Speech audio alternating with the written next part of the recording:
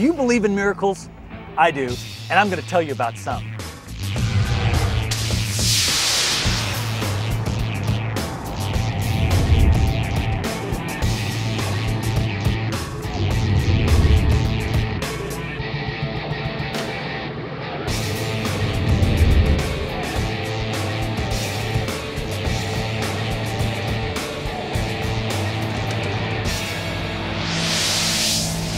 Kinsey.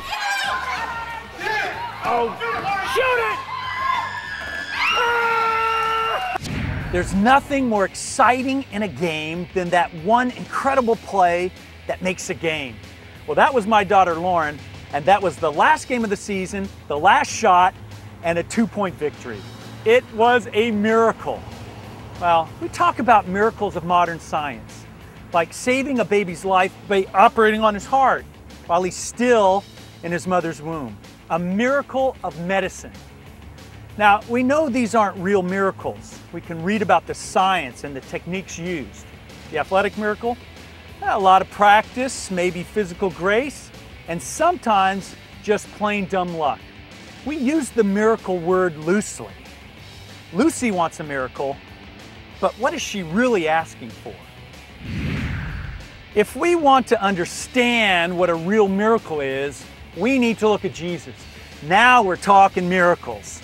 Anytime you do something that can't be repeated by science, in fact, it overrides the laws of science and nature, that's a miracle. It's not something natural, it's supernatural. Jesus' life was full of miracles. Did you ever wonder why Jesus did so many miracles?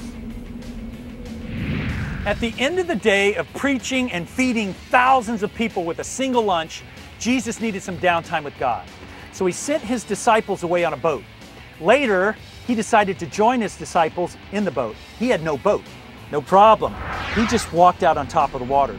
Meanwhile, the disciples discovered it was not a good time to be in a boat. They were under a severe lake wind advisory. Their minds were on keeping the boat afloat. So you can imagine their surprise when Jesus came walking toward them on the water. As soon as Jesus got in the boat, everything stopped. The wind, the waves.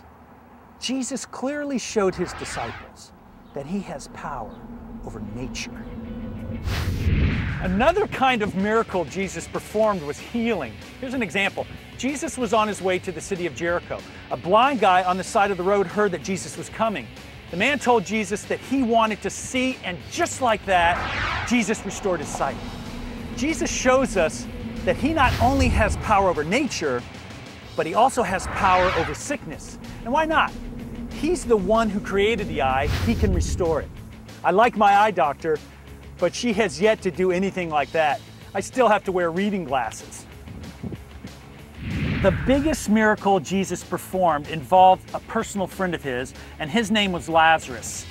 Jesus knew that Lazarus was sick, but he waited until Lazarus was good and dead before he showed up. With the family and friends gathered around, Jesus called for the stone to be removed, for the grave to be opened. Lazarus' sister Martha said, "Whoa, Jesus, let's think this through. Do you know what a dead body does? It decomposes and it stinks." Jesus went ahead and called Lazarus out of the tomb. Out he came. What made this Jesus' greatest miracle? This wasn't the first time that Jesus had brought someone back to life. But Lazarus had been dead for 4 days. Okay, so dead's dead, right? The Jews believed that when a person died, his spirit hung around a while. But after 4 days, the spirit left for good. It was a done deal.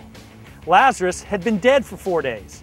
And in the Jews' mind, there was no way he was coming back. There was no question in anyone's mind that Lazarus had been stone cold dead, and Jesus brought him back to life.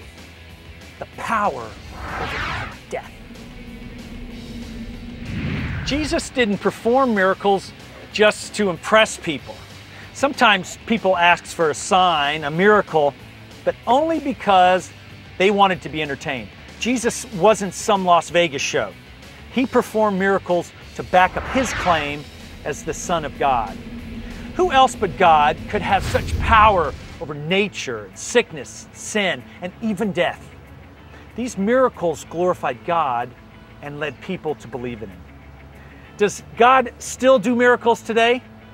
I can't answer that for you, but I say absolutely yes. And here's just one example why.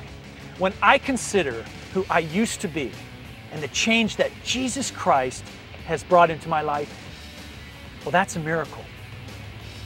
That's something that only Jesus, the Son of God, could do. I want to end this with a question.